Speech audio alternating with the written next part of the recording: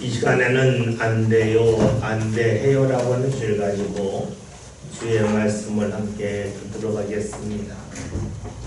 제가 어렸을 때에 학교에 가면서 친구들과 많이 흥얼거렸던 노래가 있습니다.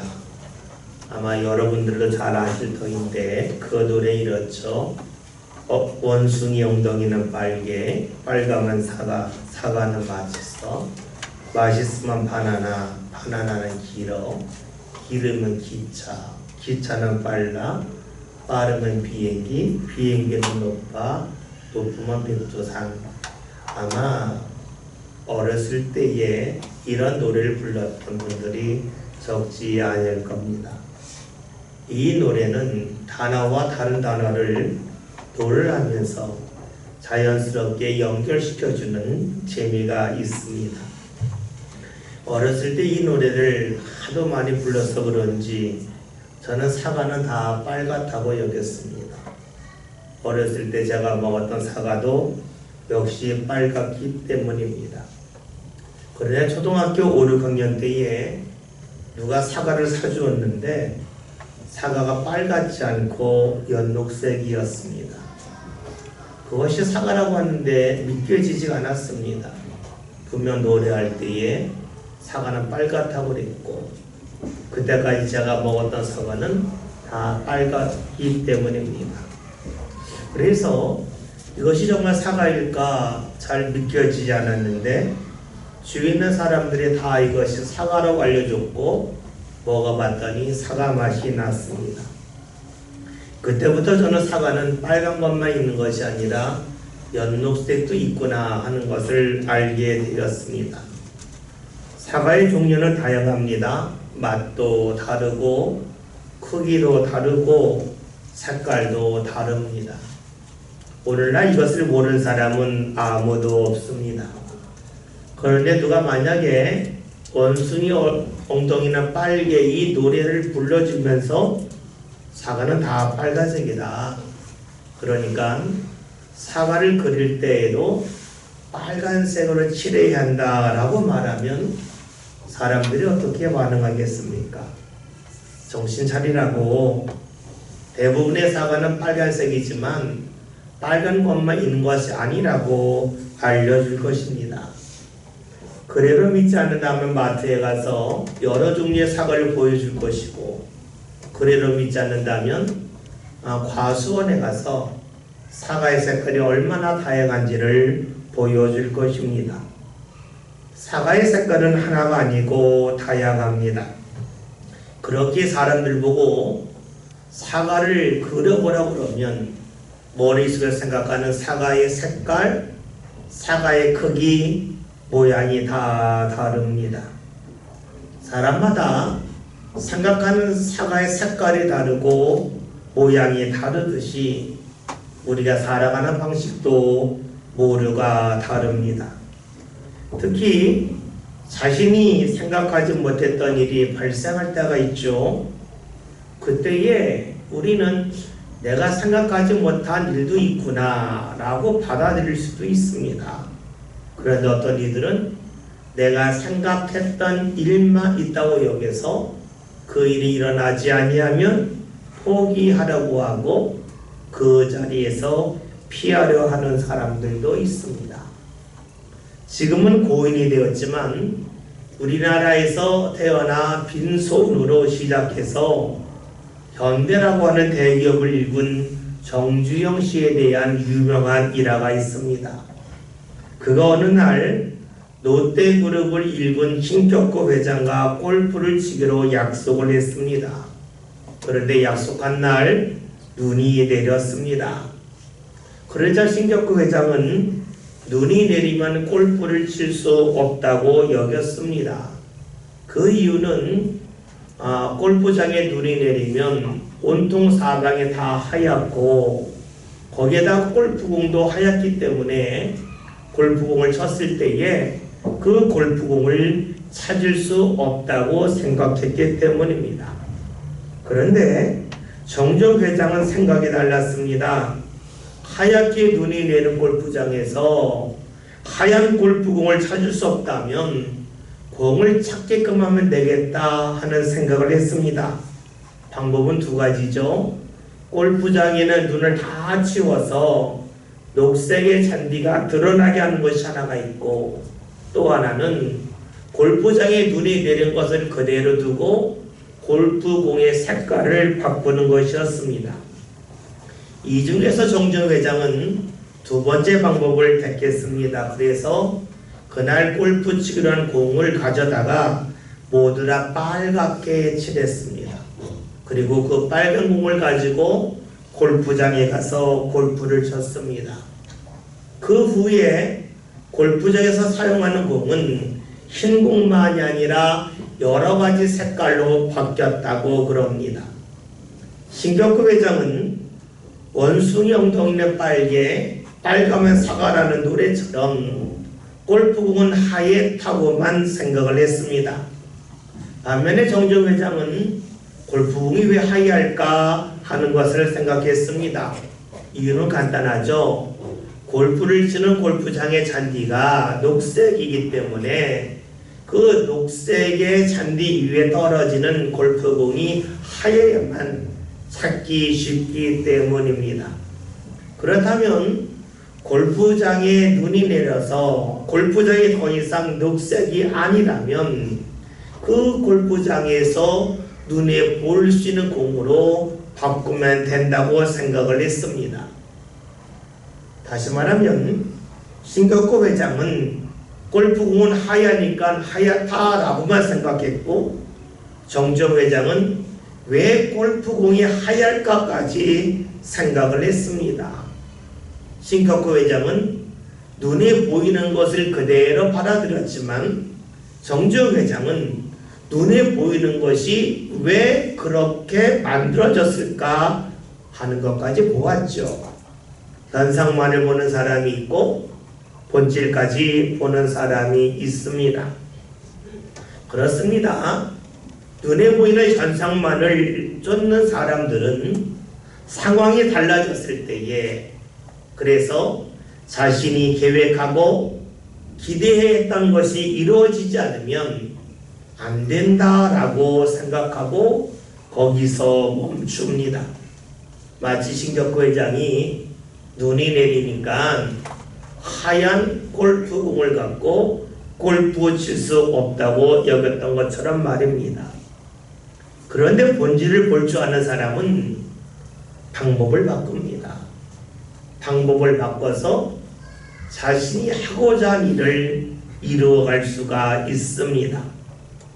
눈에 보이는 것만을 본다고 하는 것을 다른 말로 한다면 습관대로 본다고 말할 수가 있습니다. 늘 보던 대로, 늘 생각하던 대로 눈에 보는 현상, 껍데기만을 붙잡는 것입니다. 우리는 그런 사람을 향하여 이렇게 말하죠. 제발 눈 좀 크게 떠라고 말합니다.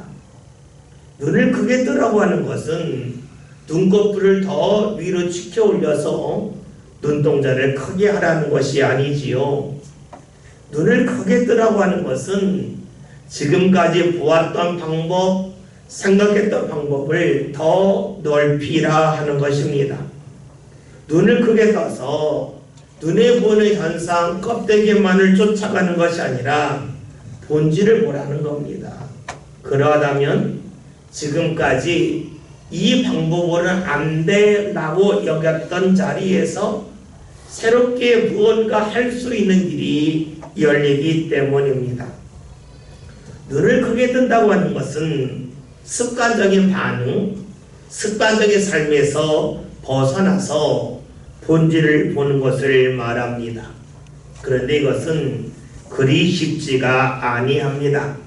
왜냐하면 사람은 습관적으로 사는 것이 편하기 때문입니다.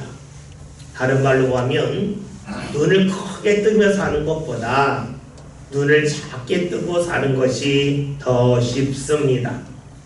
습관이라고 하는 것은 자신이 원치 않아도 행하는 겁니다.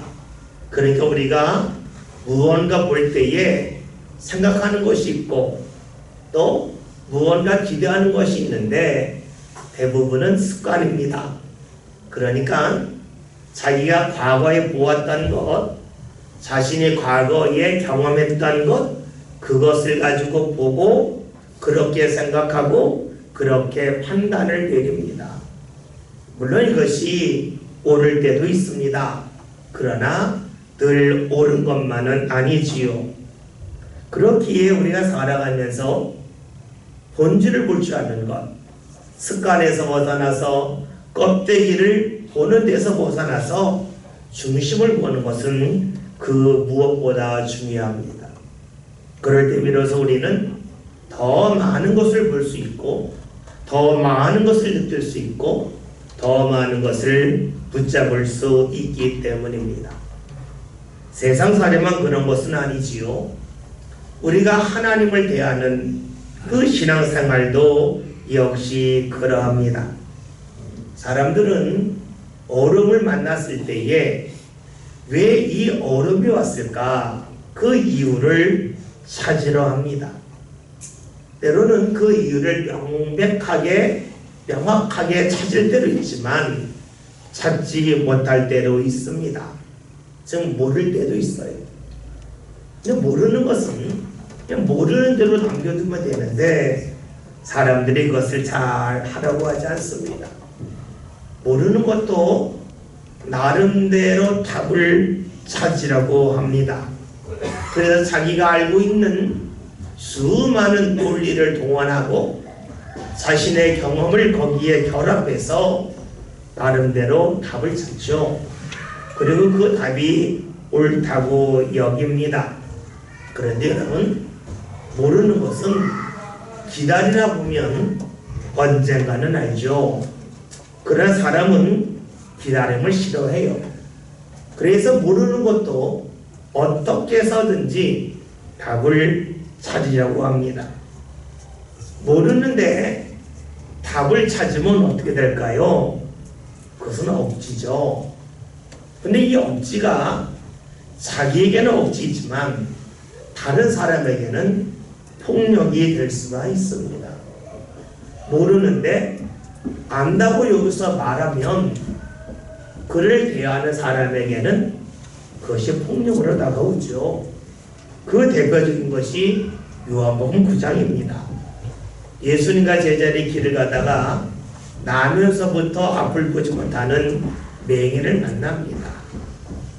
이때 제자들이 예수님에게 묻죠. 예수님, 이 사람이 나면서부터 맹인인데 이 사람이 맹인이 된 것이 이 사람의 죄 때문입니까? 아니면 부모의 죄 때문입니까? 라고 묻습니다. 당시 사람들은 누군가 어려움을 경험하게 되면 그 어려움은 하나님이 주신 것이고 하나님이 어려움을 주신 이유는 죄 때문이라고 여겼습니다. 그러니까 앞을 보지 못하는 것은 죄의 결과인데 그 죄는 그 사람의 죄일 수도 있고 그 부모의 죄일 수도 있다고 여겼던 것이지요. 제자들이 그렇게 생각했습니다. 이것은 사실이 아니고 추측이고 억지입니다. 그런데 이것을 본인이 추측하고 억지라고 생각하는 것을 넘어서서 그 말을 듣는 사람에게는 얼마나 큰 폭력으로 다가왔겠습니까? 앞을 보지 못하는 것도 힘들고 어려운데 죄인이라고 손가락질할 때에 그 사람은 얼마나 괴로웠겠습니까? 이에 대해 예수님이 말씀하시죠. 이 사람이 맹인으로 난 것은 하나님이 하시는 일을 드러내기 위함이라 라고 하셨습니다. 혹여나 이 말씀을 잘못 해석해서 어려움이 있어야만 하나님의 구원과 일을 하신다 라고 해석하면 곤란하겠죠. 앞을 보지 못하는 어려움이 할지라도 하나님이 하시는 일이 있다 하는 뜻입니다. 즉 사람들은 앞을 보지 못하는 사람은 죄인이라고 낙인 찍고 포기했지만 하나님은 그런 사람을 포기하지 아니하시고 하나님 일을 진행하신다고 예수님이 말씀하신 것입니다. 사람들은 자신의 경험, 자신의 눈에 보이는 것을 가지고 그 잣대로 함부로 판단할 때가 있습니다. 예수님은 그런 이들에게 하나님의 본질에 관하여 알려주죠. 하나님은 사람을 멀리 하시는 분이 아니요, 하나님은 사람을 사랑하시고 가까이 하심을 알려주셨습니다. 예수님은 말씀을 통해서, 예수님의 삶을 통해서 제자들의 보는 시각을 바꿔주셨습니다. 달리 말하면 제자들의 눈을 크게 뜨게끔 해주셨습니다. 여러분, 우리에게 어려움이 있을 때가 있습니다.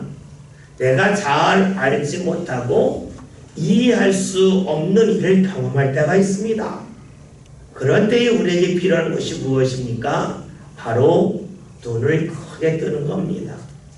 달리 말하면 본질을 보는 것입니다. 껍데기가 아니라 본질을 보는 것입니다. 본질을 본다고 하는 것은 내가 마주하는 대상이 달라지는 것이 아니라 대상을 바라보는 나의 눈이 달라지는 것입니다. 그렇죠. 우리에게 어려움이 있을 때에 필요한 것은 본질을 보는 것, 눈을 크게 뜨는 것, 자신의 변화와 달라짐에 있습니다. 그러나 사람은 게으릅니다. 게으르기 때문에 내가 달라지려 하기보다는 내가 마주하는 세상이, 내가 마주하는 사람이 달라지기를 원합니다. 그래서 수많은 사람들이 하나님을 믿는다고 하지만 자신의 삶 가운데 어려움이 찾아오고 이해할 수 없는 일을 경험하면 이렇게 반응을 하죠. 말씀 7절을 다 함께 보겠습니다. 주의 이름을 따르는 자가 없으며 스스로 말하여 주를 따르는 자가 없사오니 이는 주께서 우리에게 얼굴을 숨기시며 우리의 죄악으로 말미암아 우리가 소멸되게 하셨음이니이다. 아멘. 그래요. 믿음의 사람들이라 할지라도 자기가 이해할 수 없는 일을 만나면 내가 눈을 더 크게 떠야지 라고 생각하기보다는 하나님은 나한테 왜 이러실까 하는 생각을 먼저 합니다. 그래서 하나님을 찾아 찬양하고 기도하며 이름을 부르는 사람도 하나님을 멀리하고 말죠. 그리고 하나님을 더 붙잡아야 되는데 하나님을 붙잡는 일마저도 뒤로 하고 맙니다. 어려움이 있을 때에, 내 기대가 무너졌을 때에 왜 하나님이 나에게 이런 일을 허락하셨을까 하면서 이해할 수 없다고 하나님을 멀리합니다. 그 일이 있기 전에는 하나님을 가까이 했는데, 하나님을 붙잡고 따라갔는데 그러하지 아니한다는 겁니다. 무엇을 말할까요? 사람은 어려움이 생기면 눈에 보이는 것에 매달린다 하는 겁니다. 다시 말하면 본질이 아닌 껍데기에 매달립니다. 그러면서 왜 나에게 이런 일이 일어나냐고, 하나님 이러면 안 돼요 라고 우리는 외칠 때가 많이 있습니다. 하나님을 더 이상 붙잡지 아니하죠. 얼마 전에 제가 모처럼 버스를 탄 적이 있습니다. 버스를 탔는데 빈자리가 있으면 좋으련만 빈자리가 없어서 그냥 서서 갔습니다. 그런데 제가 운전하는 것이 아니라 그런지 버스는 제가 생각하지 않았던 곳에서 멈췄고 제가 생각하지 않은 그런 방향으로 회전했습니다. 그 순간 저는 넘어질 뻔했는데 감사하게도 제 앞에 손잡이가 있어서 그 손잡이를 붙잡는 덕분에 넘어지지 않았습니다. 아마 손잡이를 붙잡지 않았다면 저는 넘어지거나 버스에서 불렀을런지도 모릅니다. 그 순간 제가 깨달은 것이 있습니다. 아, 이거구나. 주님을 붙잡는다는 것이 이거구나. 말씀을 붙잡는다는 것이 이거구나 하는 것이었습니다. 흔히들 우리가 주님을 붙잡았다, 말씀을 붙잡았다 하면 주님께서 나에게 좋은 자리 주셔서 많은 물질을 주셔서 내가 무언가 획득했다고 생각할 때가 많이 있습니다. 그런데 주님을 붙잡았다고 하는 것은, 주의 말씀을 붙잡았다고 하는 것은 버스에서 손잡이를 붙잡는 것과 같습니다.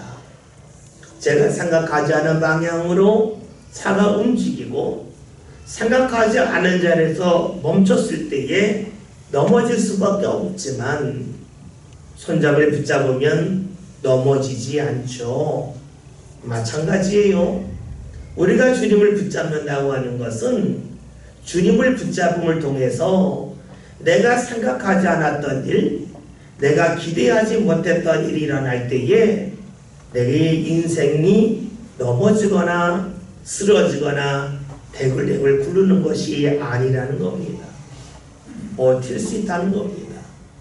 넘어지지 않고 버팀을 통해서 주께서 허락하시는 은혜 자리에 이를 수 있습니다. 여러분, 주님을 붙잡았다고 하는 것, 말씀을 붙잡았다고 하는 것은 어려움이 없다는 것이 아닙니다. 내가 원하는 것을 얻었다 함도 아닙니다. 어렵지만 그 어려움 속에 넘어지지 않고 어려움의 자리를 통과했다 하는 것입니다.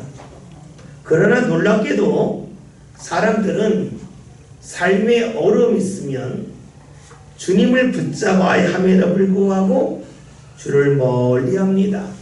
그러면서 7절에 나와 있는 말씀처럼 하나님이 자신의 얼굴을 멀리했다, 숨기셨다라고 말을 합니다. 여러분, 하나님이 얼굴을 숨기신다는 것이 무엇일까요? 정말로 하나님에게 얼굴이 있는데 그 얼굴을 가리셨다는 것일까요?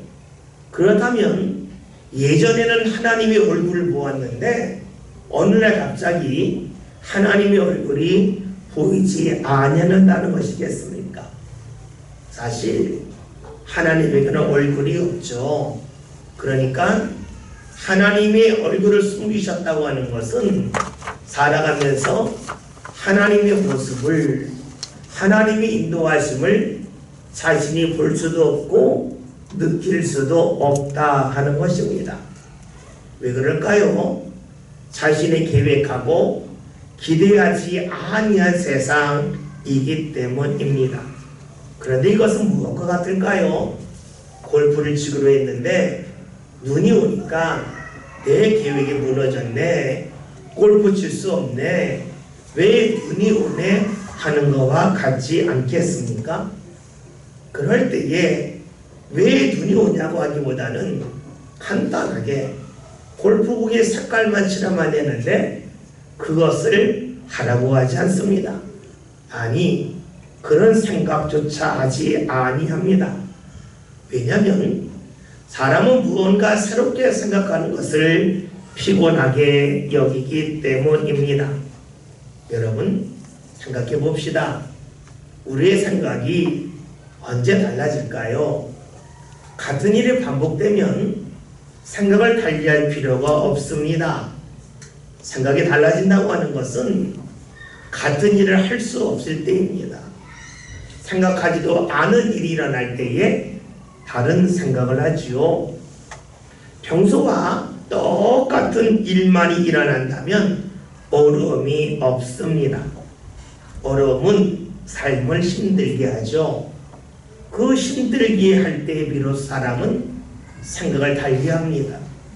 생각을 달리한다고 하는 것은 껍데기만 보고 껍데기만 생각하다가 본질이 무엇인가를 보려고 하고 본질이 무엇인지를 생각하게 합니다.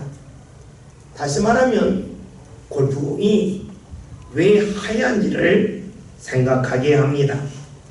따라서 삶의 얼음이 있다고 하는 것, 계획이 무너졌다고 하는 것, 하나님의 얼굴이 가리워서 더 이상 보이지 않는 것과 같은 그런 일이 있다고 하는 것은 힘든 일입니다. 그러나 이를 통해서 우리의 눈이 달라집니다. 우리의 생각이 달라집니다. 우리의 신앙도 달라집니다.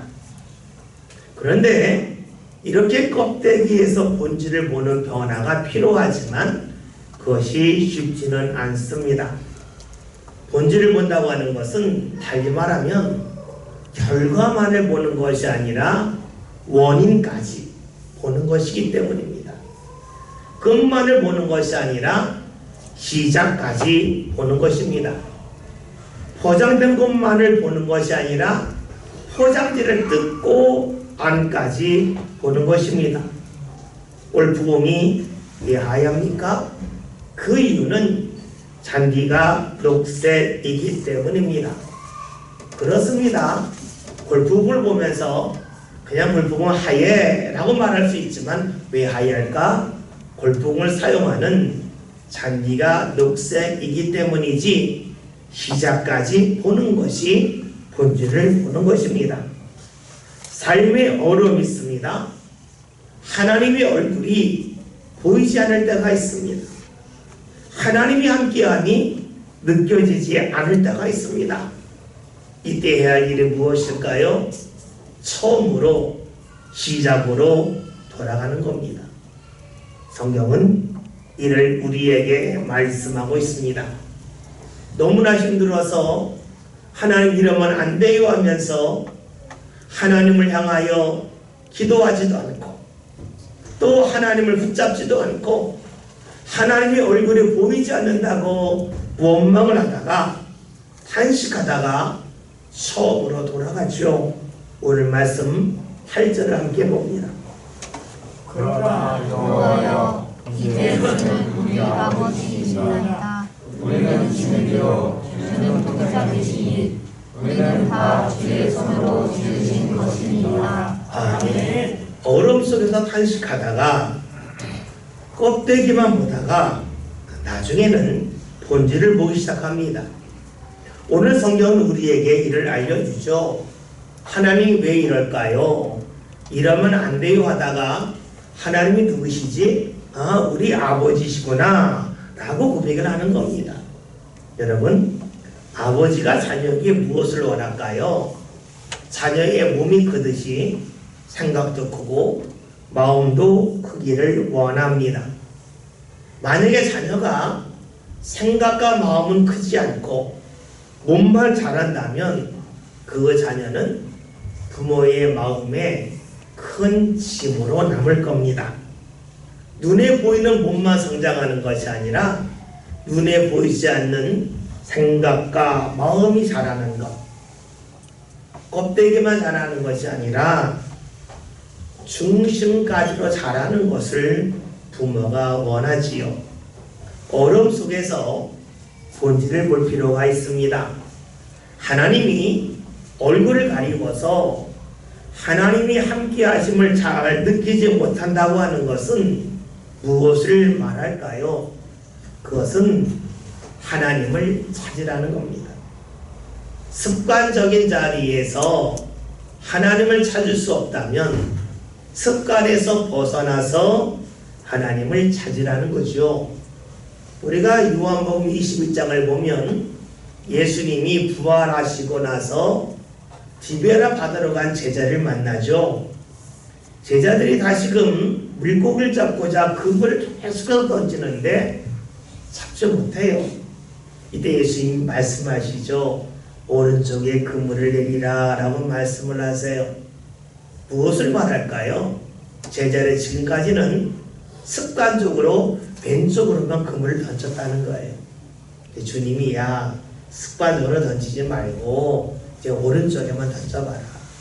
그래서 오른쪽에 던졌더니 많은 물고기를 잡았다는 거죠. 습관에서 벗어나서 새롭게 했더니 주의 역사를 경험했다 하는 겁니다. 여러분, 주님이 얼굴을 가리우셨다고 하는 것, 주님이 얼굴을 볼 수 없다고 하는 것은 지금의 습관적으로 살 때에 볼 수 없다는 거죠. 주님 얼굴이 완전히 없어진 것이 아니라는 겁니다. 주께서 원하시는 것은 우리가 생각한 자리에서만 주님을 만나는 것이 아니라 우리가 생각하지 못한 자리에서도 주님을 만나기를 원하시는 겁니다. 주님의 은혜는 내가 생각한 상황 속에서만 임하는 것이 아니라 내가 생각하지 못한 상황 속에서도 주의 은혜가 임한다는 거예요. 이것을 알기를 주께서 원하셔요. 다시 말하면 부모는 자녀의 마음과 생각이 자라기를 원해요. 생각이 커져서 눈을 크게 떠서 보지 못했던 것을 보기를 원하고 있죠. 주의 얼굴을 볼 수 없는 자리에 있습니다. 그것은 그 자리가 문제가 아니라 그 자리에서 내 눈을 크게 뜨지 못했기 때문이에요. 주님이 말씀하시는 거죠. 2살 동안 알려주는 것은 하나님이 누구냐? 우리 아버지 아니시냐? 라고 말합니다. 하나님이 내 아버지임을 깨닫는 순간에 그때부터 사람은 달라지는 겁니다. 내 자리에서 무언가 보이지 않는 어려움이 있다 라고 여길 때에 이 어려움의 자리에서도 내가 생각하지 못한 자리에서도 주의 은혜가 있음을 아는 것이 바로 믿음입니다. 믿음이 뭡니까? 나는 모르지만 하나님이 나를 선한 길로 인도하신다 하는 겁니다. 이런 자리에 있으면 제가 할 수 있는 것이 없어요. 이런 자리를 허락하시면 안 돼요 하는 것이 아니라 주님, 저는 모르지만 이 자리에 뭔가 있지요. 기다려 볼게요. 눈을 크게 뜰게요 하는 것이지요. 여러분, 하나님의 얼굴을 볼 수 없는 답답한 자리, 즉 습관 속에 살기 때문에 힘들고 어렵지만 하나님이 아버지임을 인정하자 생각이 완전히 달라집니다. 오늘 8절에 있는 말씀을 다시 한번 봅니다. 그러나 여호와여, 그의 주님의 아버지시니라. 우리는 지혜되어 그는 속에가 계시니 우리는 다 주의 손으로 지으신 것이니라. 아멘. 자기 눈으로 볼 수 없는 하나님, 생각하지를 못했던 일을 경험케 하신 하나님이지만 그 하나님을 아버지라고 고백한 다음에 어떤 마음이 듭니까? 그래, 하나님은 토기장이시지, 나는 진흙이지. 그러니까 토기장이가 진흙을 갖고 무언가 빚어서 무언가 만들어 가듯이 하나님이 나를 통해서 무언가 하려고 나를 빚고 계시고 만들어가고 계시구나 하는 것을 보기 시작을 합니다. 어려움을 통해서 눈에 보이는 껍데기만이 아니라 그 속에서 본질을 보는 거지요. 여러분, 본질을 보는 것이 중요해요. 왜냐하면 껍데기는 바람이 불면 날아가요. 시간이 지나면 사라져요. 그러나 본질은 시간이 지나도 바람이 불어도 계속 그 자리에 있어요. 그래서 우리에게 필요한 것은 본질을 보는 거죠. 눈을 크게 뜨는 거예요. 내가 처음에 본 것, 처음에 생각한 것, 거기에 매달리지 아니하는 것입니다. 우리의 삶이 힘들다고 하는 이유는 내가 처음에 본 것, 내가 처음에 생각한 것, 처음에 계획한 것, 거기에 머물러 있기 때문입니다. 그러나 거기서 벗어날 때 비로소 우리는 성장을 합니다. 생각하지 못했던 일을 만난다 할지라도 주님을 붙잡음을 통해서 끝까지 내가 가야 할 길을 갈 수가 있고, 그러는 가운데 주께서 빚으시는 아름다운 토기가 될 수가 있습니다. 여러분, 예수를 믿고 예수를 붙잡는 것이 무엇일까요? 요한복음 9장에서 제자들과 예수님의 대화를 통하여 알 수 있듯이 내가 보고 경험하고 아는 것이 다가 아님을 경험하는 겁니다. 내가 생각한 것이 다가 아님을 보는 겁니다. 하나님의 뜻이 더 크고 하나님이 무언가 내 삶 가운데 모르는 것을 알게 하신다고 하는 것을 예수를 통하여 우리는 경험할 수가 있습니다. 예수를 믿는 것은 사과는 빨갛다고만 여기는 것이 아닙니다. 사과는 빨간색도 있지만 연녹색도 있음을 기억하는 겁니다. 예수를 믿는다고 하는 것은 이 세상만 있는 것이 아니라 이 세상 너머의 세계도 있음을 믿는 겁니다. 예수를 믿는 것은 죽으면 끝이다 라고 하는 것이 아니라 죽음 후에 부활이 있음도 믿는 것입니다. 바로 눈을 크게 뜨는 것이지요. 우리 살아가면서 힘든 일을 만나면 내 계획이 무너지면 안 돼요 라고 말합니다. 그런데 주님께서는 그 자리에서 우리의 눈을 크게 뜨기를 원하고 계시지요. 오늘 말씀 제목이 안 돼요, 안 돼요입니다. 우리의 계획이 무너질 때 안 돼요, 안 돼요 하죠. 그때 주님께서 우리에게 말씀하세요. 눈을 크게 떠라. 눈 한자에 큰 대자. 주님 우리에게 너는 눈을 크게 떠야 되지 않겠냐. 안 돼요 하지 말고 안 돼요 해라. 눈을 크게 뜨라고 말씀하시지요. 여러분, 주님의 뜻은 우리의 뜻보다 큽니다. 주님의 뜻을 보는 것이 본질을 보는 겁니다. 우리를 사랑하시는 주님, 토기장이신 주님이 우리를 빚어가심을 믿고 안 돼요 하는 자리에서 주님, 제 눈을 크게 해주세요. 제 눈을 부릅뜨게 해주세요. 그래서 주의 것을 보게 해주세요 라고 하는 믿음의 고백이 저와 여러분의 고백이 될 수 있기를 바라겠습니다. 그리하여 주님께서 우리를 아름답게 복되게 빚어가셔서 아름다운 토기가 될 수 있는 저와 여러분이 다 될 수 있기를 주의 이름으로 기원드립니다. 기도합니다.